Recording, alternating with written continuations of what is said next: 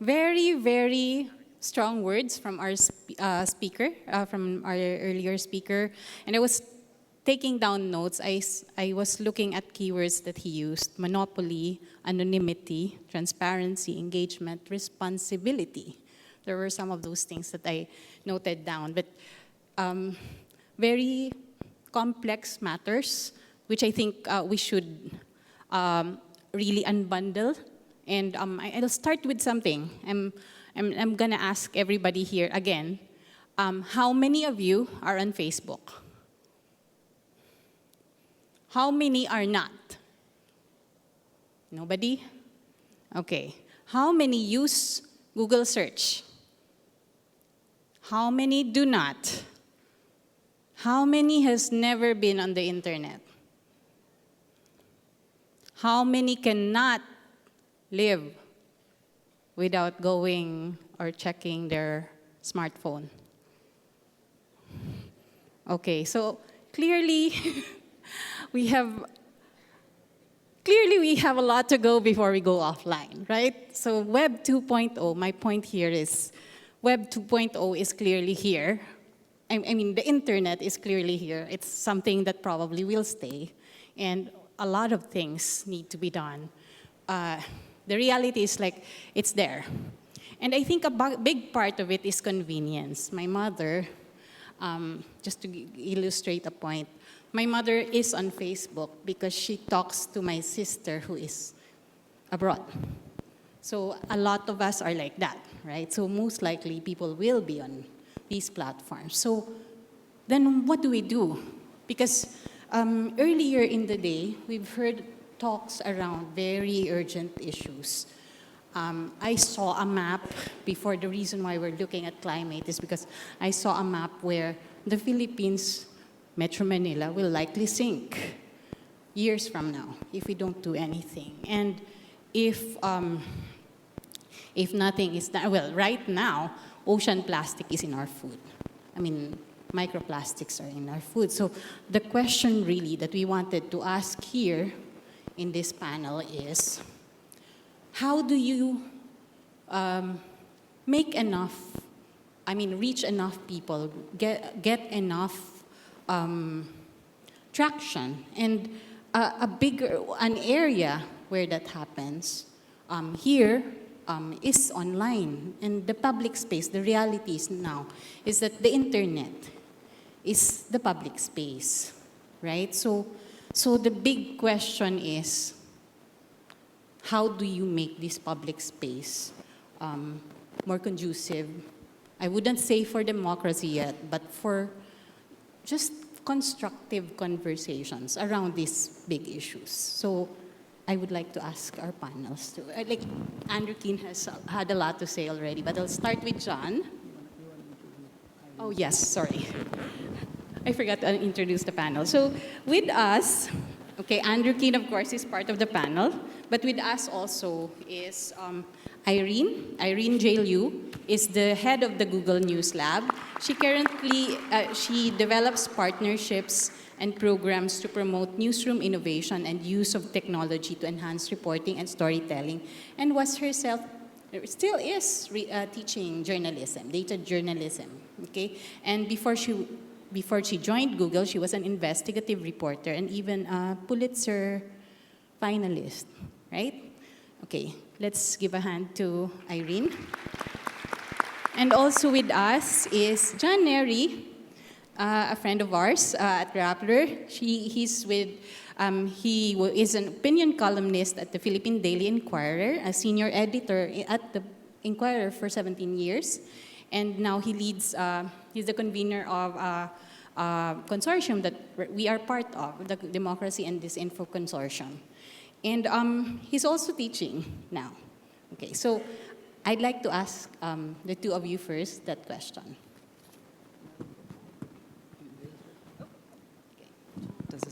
Hi, everyone. Can you hear me? Thanks for sticking with us, because obviously it's quite late in the afternoon. To answer your question about how Google and how I personally, as an employee of Google, think about how our role, how technology fits into the larger ecosystem of online conversations. Obviously, as a platform, Google and YouTube are incredibly important. We know our responsibility, and personally, I've been with Google for 2 years, and I have to say, I can't represent, Andrew, all of tech companies. I can only represent the one that I work for. But I think that Google and YouTube have really evolved its thinking on the responsibility and the active role that we play in this ecosystem. Google has celebrated its 20th anniversary earlier this year, I believe, and I can just speak to our work with journalists in that we have really, really increased over the past few years the active partnerships that we're doing with journalism, with news organizations, having lots of conversations, and also showing up to events like this to have these tough conversations about the role that technology plays and how we fit in. I'm sure we'll go into a lot of the more details about kind of the different facets of that. But what I can say is that at Google, news is important, and it's increasingly important to the success of our products, because search is a portal. When you go to Google search, you're looking for information. It is our job to make sure that the information that you get and that's ranked at the top is high quality and authoritative. And we believe, and I especially believe, probably because I've been a journalist for many, many years, is that news plays an important role. This question of curating information, understanding the world, asking hard questions, and holding those in power to account, that is the mission of journalism, right? So our interests are very much aligned in that way. John. Thanks. Good afternoon. Thanks, Mary. Thanks, Andrew, for a really thought-provoking keynote. I understand your question in this way. How do we cut out the noise in digital media? I can answer that in two ways. First, we cut out the noise in digital media by listening to the signal outside digital. That is especially true in the context of a country like the Philippines. Today, our internet penetration rate is something like 70%. That's about 76 million people being online. That's impressive. But what that means also is that 30 million Filipinos are not online.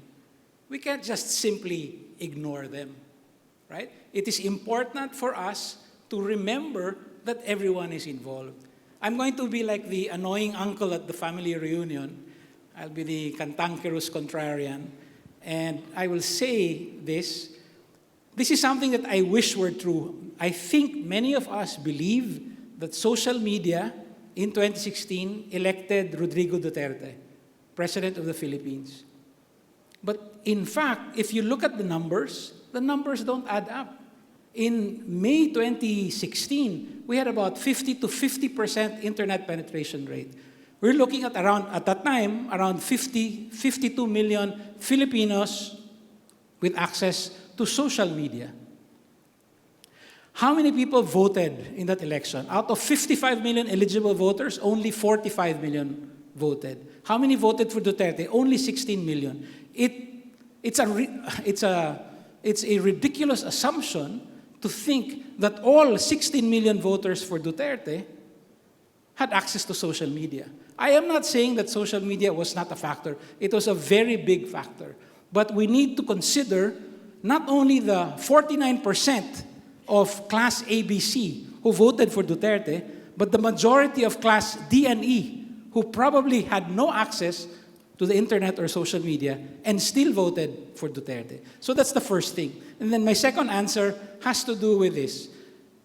We cut out the noise in digital media by, as Mayor Isko said, accepting the facts. That is,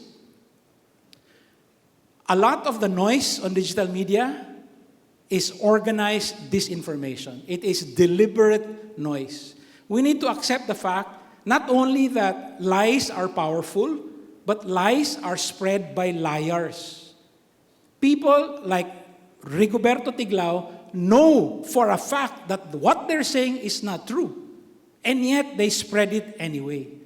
The real problem is not so much the information that goes around. The real problem is that there are people who are willing to lend their credibility, or what's left of it, to creating and spreading that information, that disinformation. Sorry, long answer to your first question. That's interesting because earlier Andrew talked about anonymity, right? And here you're not talking about an anonymous person. You're talking about a real individual that we know, and everybody, probably a lot of people here know.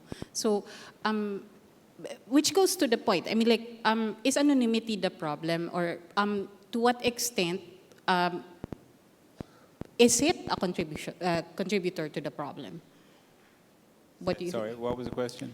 To what extent is anonymity a contributor to the problem? Is it something we should do away with totally? Because in some cases, it does have its purpose in a democracy, particularly in countries where there are problems with authoritarians. Yeah, you know, I'm not in favor of doing away with anonymity in highly repressive societies like China. But as I said, when it comes to democracies, I think there is a need to rethink the social contract when it comes to anonymity, because it seems to be the only solution to this, to the spread of disinformation. If we know for sure who people are, if, you know, using the, you talked about the Philippines election, it's hard to know whether or not, what role social media played in Trump's election, and whether or not he still would have been elected. But I think the problem is when Joe from Texas is actually Vladimir from Moscow, who's being paid by Putin or his KGB officers to undermine democracy, that becomes a huge problem. And the only way to address it is through essentially doing away with anonymity. But we have to rethink then a kind of informational democracy of what people can and can't know about us. The problem is two things have happened simultaneously. We've become increasingly kind of libertarian, obsessed with our own privacy, in an age of disinformation. And when you put those two things together, then you have the crisis of information. I do want to come back on one point you said at the beginning. You said there is no public space online. Facebook is not public space. Facebook is a privately owned company who uses the quote-unquote digital space on its platforms to pursue its own business interests. It has no commitment to the public good, and the same is true of Google. Now, I'm not saying Google is necessarily a bad company, but what annoys me is when people from Google, perhaps like you, come on stage and say, oh, we really care about the public good. We're here to pursue information reliability. We're here to benefit journalists. I mean, if there's one company in the whole world that's fucked up journalism, it's Google. And I'm not saying there aren't people within Google who do want to kind of rebuild the informational ecosystem.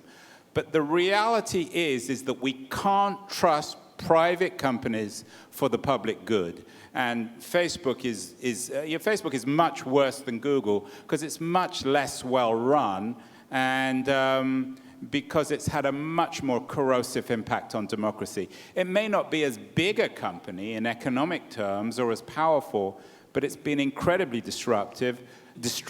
And I also think that its leadership lies. The Google leadership basically doesn't say anything. Irene, you want to answer that? There's a lot to unpack here. So let me just start with But the can you first just piece. explain what you do? Because you always hear these titles. What does it mean, News Lab Lead? Explain what you do in your daily life. Day to day. It's a good question. My husband asks me that question all the time as well. He's a reporter at Bloomberg, so that's his job. But to be very clear about what I do day to day, I spend Google's money to develop programs in partnership with journalism organizations to help to do things like counter misinformation. So we build training networks. You're basically in marketing, right?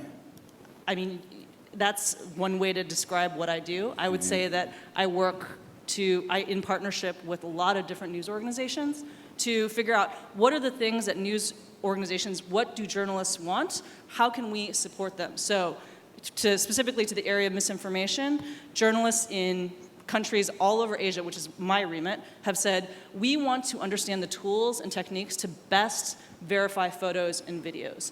We need that. We don't have the resources to develop our own training programs. How can we do this? So working in partnership with these journalism organizations and top trainers who understand this space and this issue, they build a curriculum, they teach, and they don't teach only about Google tools, to be clear.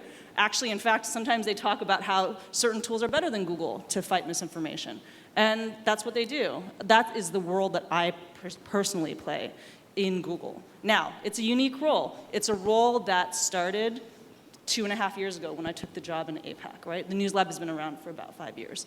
But to take a step back and not just talk about myself, I wanted to address a couple of the things that you mentioned. The first one is that, in fact, Google Search is not a platform, it is a search engine. So we index the internet.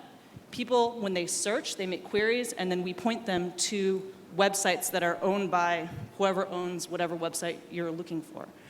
It is distinct from social Can I media come platform. back on that? Because you're wrong on that. Okay. Because Google Search can't be thought of as independently from the other products in the company. So when you think of Gmail, when you think of YouTube, when you think of Google Search, and many of the other products within the company, and they call it Alphabet now, but it's still essentially Google, those things are connected. But you can choose to disassociate each of those pieces. You can also choose to search how many people without actually having... Yeah, but how many people actually... You always hear this from the Google. Oh, you can do this, you can do that. But most people don't understand it, and you don't make it easy for people. And even if you did, most people wouldn't do it. So, okay. If I could just quickly address that. I mean, it is actually very simple. There's something called incognito mode. If anyone, please feel free to use it, anyone. If you go onto Chrome and you want to search, you can just search and it's completely anonymous. It's not tied to your user profile or anything. You can disconnect all the different pieces of it's quite easy. But let me just come back on let me just come back on one. There is one really important issue here. Okay. And that is that the Google business model, and Eric Schmidt said this very clearly a few years ago, Google has become very, very rich by knowing us. The more Google knows about us, the more accurate its business model is. 97% of Google revenue comes from advertising. So the reason why these Google businesses are linked up is because the more we use these products, the more Google will know about us. So whilst Google is not as obvious as media company as, say, Facebook, it's in the business of knowing us because it sells its data for profit. It sells our data for profit. Google is the quintessential company of our surveillance capitalist economy. Okay. Go on. Just 2 quick points. So first, you may. Yes. First, I've worked with Irene in various capacities, Consortium on Democracy and Disinformation, or with my previous newspaper, the Philippine Daily Inquirer. There are considerations to be made. I mean, we realize some of these issues have been raised, but overall, I think it's best for us to work closely with Google. I see that NewsLab, for instance, they completely understand what we do in the newsrooms, and I think that's a big thing. All right. I know it's just a small thing in an ocean of issues. But the second thing is I think that the better way to understand the disruption that Google has created in the digital age is to take a page from Ethan Zuckerman's book Rewire, where he says that essentially search is a different kind of media. So he says mainstream, traditional, or standard media started maybe 250, 300 years ago. And then in the 1980s, 90s, you had search. It's a different thing. That's where where if I search for something, who is to say that the results are not news for me? And then in the early 2000s, he says there's the third type of media that was created, and that is social media. So I find, I don't know what you think of this, but I find that thinking in terms of these three S's, so to speak, standard media, then search media, then social media, makes better sense of the of the media landscape today than any other framework. Yeah, but first, I'd like to interject. So first, I think I'm getting where Andrew's getting, but I mean, the elephant in the room is data, of course, and the use of our data. But the question really is like, how then do you finance platforms like this, right? Or how do you make that more democratic, the use of that kind of data? Is there such a thing? Is there a possible way of doing it? Because really, the question here, one question I probably would ask the audience here is, the alternative to that would be like maybe paying for it, right? Paying for the services rather than actually availing of services that are advertising based, right? John, you have thoughts on that?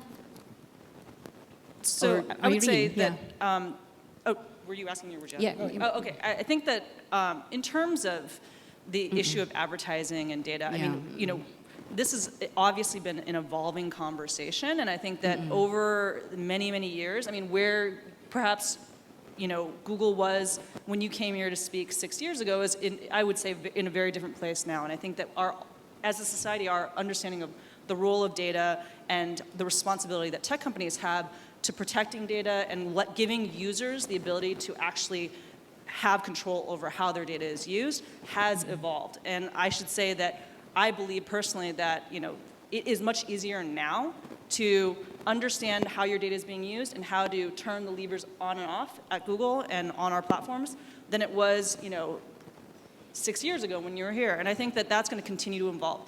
This is in reaction to our understanding of how we use our data. It's also, quite frankly, an honest reaction to how users want to value their data now as well.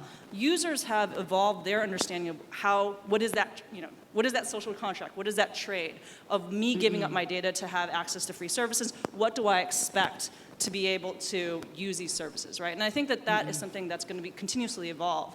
And I guess the big question here, in fact, is do people value that, like even think about it? Because like when we talk about data, we think, I mean, the people in this room, for instance, how many times have they even like, you know, tweeted about themselves and showed the public things about, gave people a chance to, you know, snoop. So I think that that's the great question. So we have someone on stage here who's saying, okay, we fucked up in the past, but now we've given you the tools to essentially make our products much less offensive, much less exploitative. And that's the classic Silicon Valley response to all this regulatory conversation. They always say, well, we can look after these problems ourselves. We'll provide our users with the tools. But I don't think that's enough. I think that just as in the Industrial Revolution with car companies and manufacturing companies, government has an important role. And these companies need to be accountable in the public space.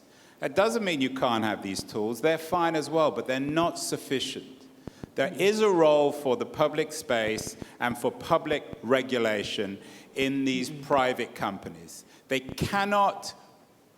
We won't solve these problems unless you have some element of regulation. Now, Around you might be data. surprised, Andrew, but in fact, I agree with you on that. We understand as we've grown bigger, as our role in everyday lives has increased, we believe that there should be scrutiny on what we do. And so that is why... Well, that's not news. Isn't that obvious? You mean you didn't used to believe that? No, I'm just acknowledging what you're saying, which is that we believe that, and we, you know, welcome that sort of scrutiny. That's why, not me, because I'm not a policy person, but my counterparts all over the world are in constant conversations and discussions with regulators, with policymakers, to have those kinds of conversations, exactly what you were speaking of. So, I mean, this is not something that we would disagree with. We think that we do believe that we should be subject to not only the scrutiny of, regulators and policymakers, but also journalists. That's why we're here. And I would go further. I would say that, let me just come back on this. I would say that companies like Google and Facebook should have exactly the same responsibilities in a regulatory regime that media companies have, that television companies and radio stations and newspapers. Not more, but not less. And the problem in America is they have way less because of peculiar kinks in the law which need to be fixed. I just want to link something that you said earlier about oversharing online, and also something that Andrew used to end his keynote, and that was not to demonize technology, but actually to think that they can be part of the solution, right? So I haven't read your book, How to Fix the Future, but I'm intrigued by your idea that Estonia is the model country to look at, and that they are rewriting the social contract in the digital age. I think that rewriting the social contract today would mean that we have to reconsider the notion of privacy. I think in your own talk with the talk at Google when you were there in the UK, you did correctly mention that our notions of privacy today stem from a 19th century concept. Actually, it was an 1890s Harvard Law Review article by then-to-be Supreme Court Justice Louis Brandeis and Samuel Warren. Essentially, that concept was privacy is the right to be let alone. Now, social media, it seems to me, is based on an opposite right. The right to not be let alone, the right to be part of a crowd, the right even to overshare. And in fact, when I was editor-in-chief of Inquirer.net, I was so surprised that the very young journalists I was working with were sharing things about their own personal lives, about their own working lives, right there on Facebook and Twitter. And at first, when I saw it, I was alarmed. And I went to the first person who tweeted that, and I said, "Are you okay?" And he said, "Oh, sir, that's okay. I'm just ranting. Think nothing of it." My point is, the notion of privacy these days is changing. Yeah. And probably it's about educating people about that. Because right now... But I would also say that I think that the trends are evolving as well. More of these conversations are actually moving to chat apps. So the conversations that people used to have on public forums, public chat groups with their names attached, are now moving to these smaller groups on WhatsApp and Line and Viber and all these other platforms, right? Because people are looking to find a balance between putting it all out there on the internet or having a means that's electronic and convenient to have these kinds of dialogues and conversations and share media and share information. Right? Okay, so now I really have to shift the conversation because yes, privacy is a very big concern, but a big part of this conversation also has to do with really making that public space yes, it's a privately owned space, but it is used by the public for constructive conversations. And it's not just Facebook, it's talking about things online, right? Anybody actually, not just any person can set up a website right now. We've just actually gone through over how many thousand sites whose owners I don't know. So my question really is, given that, is the question about gatekeeping or some sort of gatekeeping? Because you talked about this, it used to be that people were looking at the gate, seeing journalists with a jaded eye because we were seen as the gatekeepers. But journalists also performed another role, and in fact a more crucial role, which is nuancing public conversations, reporting on things that need to be said. So now the question is, do you turn back the clock? Put the baby in the... I think we move forward. Or something. I think we move forward. I think Andrew has a terrific idea about seeing the lack of curation in platforms, in other forms of media, as possibly dangerous. But I don't understand him as saying we should all go back to the time when editors decided everything for everyone. I think we should move forward to a balance. We should support those news organizations that do a terrific job of nuancing, as you said, public conversations. But at the same time, we should be humble enough to accept the fact that we don't know everything, and a particular person might turn out to be the expert on a particular issue. So we should make sure that the rest of the public hears that person. So it should be a balance, I think. And I think it goes to something that, Andrew, you talked about in your speech, which is the fact that the thing that has been lost overall is trust, right? I think that, that's actually the biggest challenge that journalism faces, that, users face when they're, because you're right, John, actually, now the expert at woodworking doesn't have to, can have a platform on Facebook or YouTube or other places and cultivate an audience, even though they perhaps didn't have the right degrees or the right influence or the right assets to be able to create a big company, right? And I think that is one thing that we also have to note, is that part of what has evolved through this kind of evolution that you illustrated in your speech was that there was a rise through the internet of representation for those who were not represented by mainstream news organizations, by journalists, by mainstream institutions. That voices that were not heard because they were not in leadership now have an ability to resonate and find an audience. And I don't think we should forget that very important component. I think that the challenge for journalism is that when anyone can create a journalistic act, the question then is, how do journalists, professional journalists, articulate their value proposition and evolve with the changing demands of users, right? That's really the challenge that I think a lot of people face. Picking up from that, that's actually a very important point. How do you then gauge, are there objective ways then that we can, things that we can teach the public, metrics that the public can understand, that would help them, gauge who to trust in a very wide space called the internet? Because as we have said, it's not something that's going to go away. Anybody can create a website. How do you assess who can be trustworthy?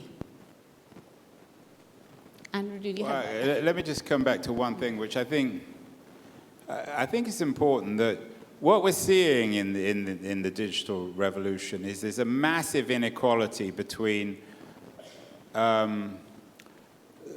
informationally literate people and this huge kind of massive underclass of people who are part of this propagandistic world. The reality of big news, the Financial Times, the New York Times, the Wall Street Journal, the London Times, they all have informational, they have paywalls, and they're doing quite well as businesses. The powerful class understands the value of curated information. So increasingly, the crisis is not the death of truth itself, but this way in which only a small group of people can actually afford truth or recognize the value of truth.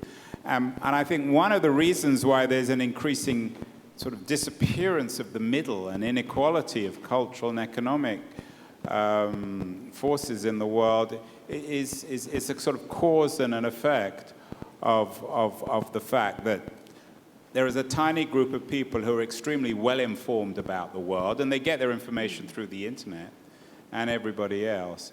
I think in terms of there's this issue of, there's lots of ways of going about it. There's the issue of media literacy.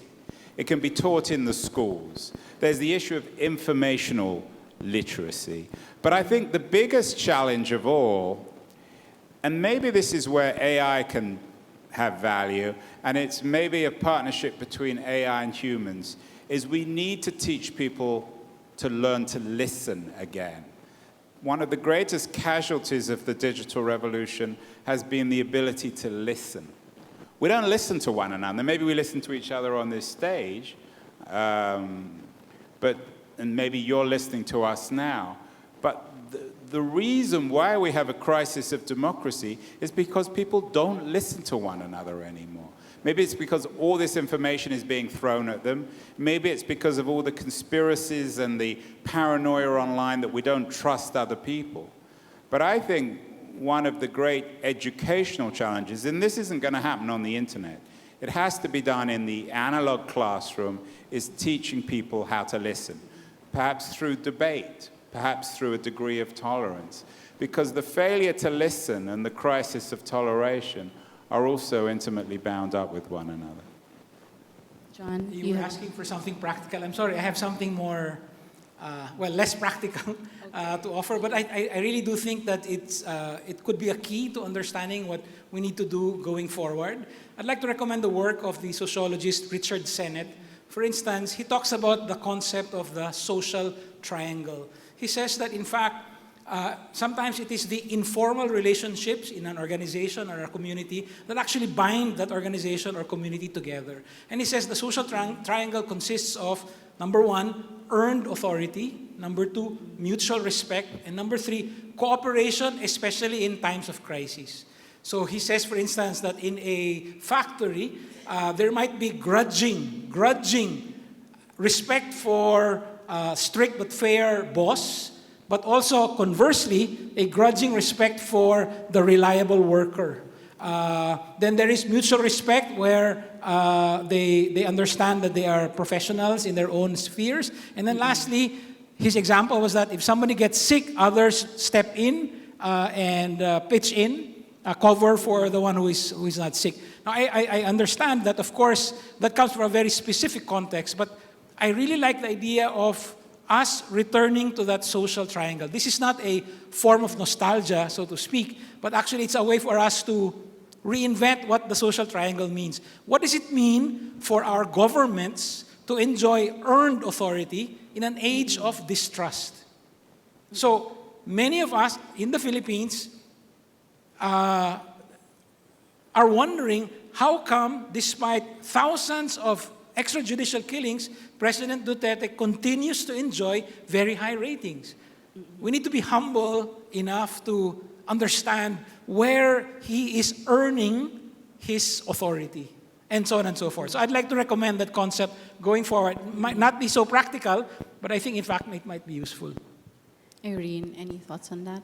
I really like that framework. I think that this idea of how do we translate the civility and code of conduct and the social contract that we have in our communities, in our families, and translate that code of conduct online is a central challenge. Like, there's definitely a role to play that platforms can play to help create ground rules for that kind of civility, I think, but also, it's a cultural shift, but it is evolving. I do think that, where we were 2 years ago, where we were 4 years ago, in terms of the way we dealt with the internet, the way, as users, the way we use the internet, the way we communicate on the internet is constantly changing. And I think that we may see, and we might want to look to the Gen Z folks in the audience for insight into, what that future might look like, to be quite honest. Which brings me to this question. Who will implement this? So, I mean, in what spaces? Who are the actors that need to play a role in this process of fixing the public spaces, whether it's online or offline? Who We can? all do. I really like Andrew's emphasis in his keynote when he talks about the reality that real change will not come from the digital side. It will come from other actors, governments, civil society organizations, perhaps educational institutions. So we all have a role to play. The very concept of a public sphere, Habermas talks about that being formed as a space between state and society, right? Nobody really owns that. So I think that's Andrew's problem. How come Facebook is considered public sphere when in fact it's owned by Facebook? But if we set that aside, we take a look at the concept itself. It is a space in between state and society. Nobody should really own that. But for us to claim it, we need to play our own roles. So in Habermas' concept, that means you go to the coffee house and you trade gossip, right? You go to the pubs, drink ale, and talk about matters of public interest. I mean, we all have our roles to play. And the state authorities must listen to what the people are saying, what society is saying, and help create the conditions for a better future. Andrew? I don't share your. I mean, you quote a lot of academics, but no one's going to read Habermas or Richard Sennett. So that's not the solution. And I don't see much of a change in over the last 2 years. I don't see any evidence for people being more responsible. On my flight over here, it's a long flight from California, I watched the whole of Chernobyl, the HBO series. And my sense on all this stuff is it's going to take a kind of data catastrophe of the equivalent of Chernobyl to wake us up. What Chernobyl did, Gorbachev acknowledges this. Chernobyl essentially broke up the Soviet Union because it exposed all the corruption, all the inefficiencies, all the redundancy of the Soviet regime. And my fear is that the world we're living in, which is increasingly dominated by lies and resulting in a crisis of democracy, it's really hard to come up with fixes. So probably something terrible has to happen. Fortunately, that Chernobyl hasn't happened yet, but my sense is it will. It won't be the explosion of a nuclear reactor, because that's a scientific phenomenon, but it will be in the information data space, something equivalent that will wake us up. Because at the moment, I don't think people are really... Your point about Duarte is an interesting one. In spite of all these extracurricular killings, he still is trusted and has credibility. You know, the same is true of Putin, the same is true of Trump, the same is true of Orban. So I think that it's going to require an event equivalent to Chernobyl to wake us up. Do we wait for that though? Or are there things that specific sectors of society can do? Like we have here with us members of the academe, teachers, civil society groups, students, ordinary citizens. They're here to listen. Are there things that they can do? Both in terms of advocacy, but also in terms of like building community or working with others. Would you have any suggestions there? And this will be this Well, as I goes said, to I our think wrap-up. that education, and you know, it's not a very funny joke, but it's nonetheless a joke.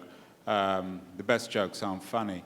But in these kind of conversations, we go on and on about how terrible everything is and how we can't, how there's no way to fix any of it. And then in the end, we say, well, it becomes the responsibility of education. We shove it all to the schools, which have enough problems in the first place. But having said that, I do think that the educational challenge is an important one. And as I said, learning to listen, toleration, debate, media literacy, understanding the way in which these platforms and teaching people these platforms aren't public spaces, that these companies, whether they're Google or Facebook, they have their own interests, their businesses, their for-profit organizations. And if people can begin to see through these things in a responsible way, not necessarily hating these platforms or companies, but understanding that what they say and what they do are often very different, then I think that's the way to begin. But there's no easy fix. That's the real depressing thing, I think, is, you know, the amount of conversations like this I've been involved with over the last 10 or 15 years, and I think things get worse. I don't see, and I'd be interested, where's your evidence that things are getting better? I mean, it may be anecdotal, but convince me that things are getting better. Well, I can only speak to the area that I work in, which is news and journalism. A few thoughts. One is the rise of independent media, the rise of collaborative investigative journalism. The Panama Papers of the world and all of these other cross-border investigative pieces have been incredible and aided by technology.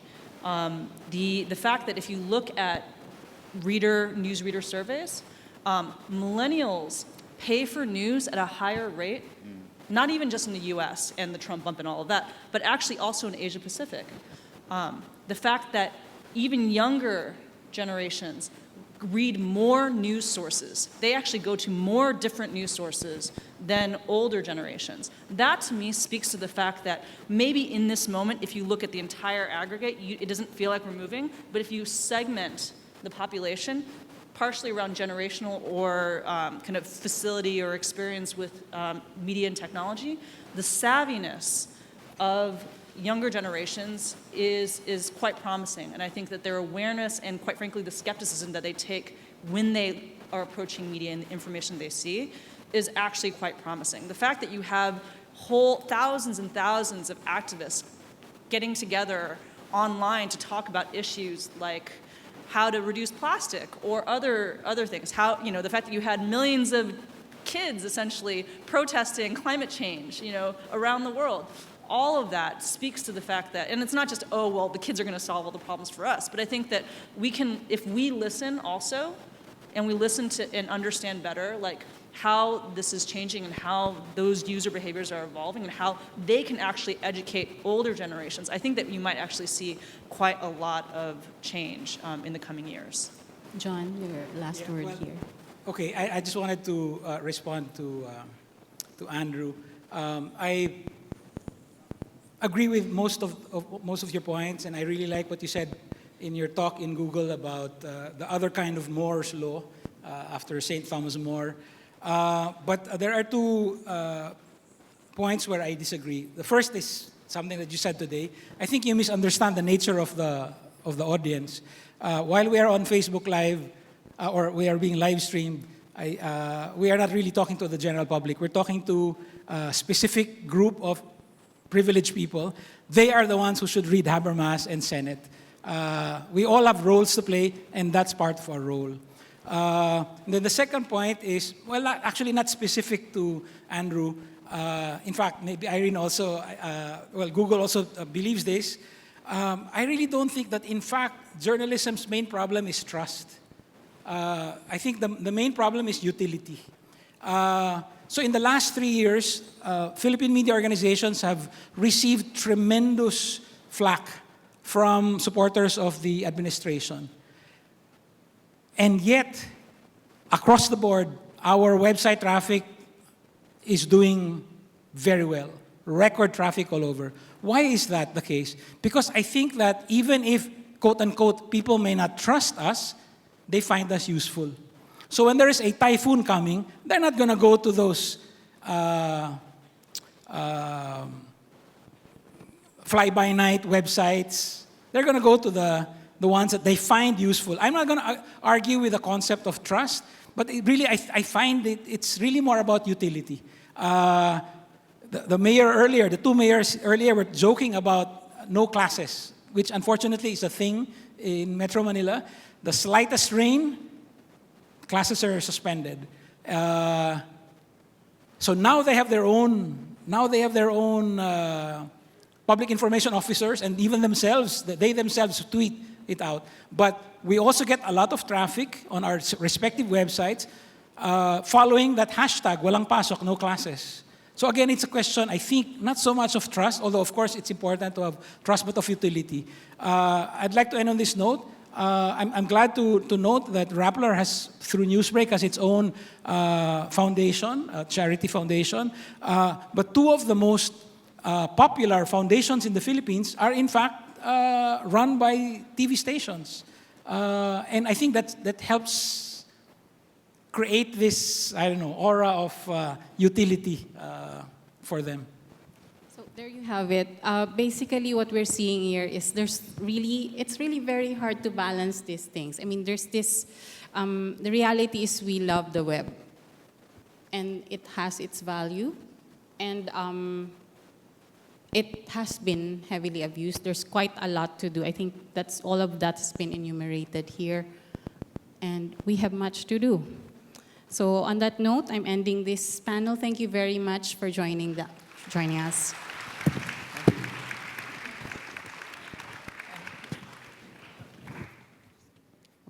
All right. right. That was a very heavy panel discussion. So, guys, we also want to hear from you, of course. So, you can also be part of the conversation. Ang dami ng tweets actually talking about the panel. Just continue with it. And I feel like Yes. all of us feel heavy right now, even troubled. So, ilabas lang natin yan and let's engage with each other.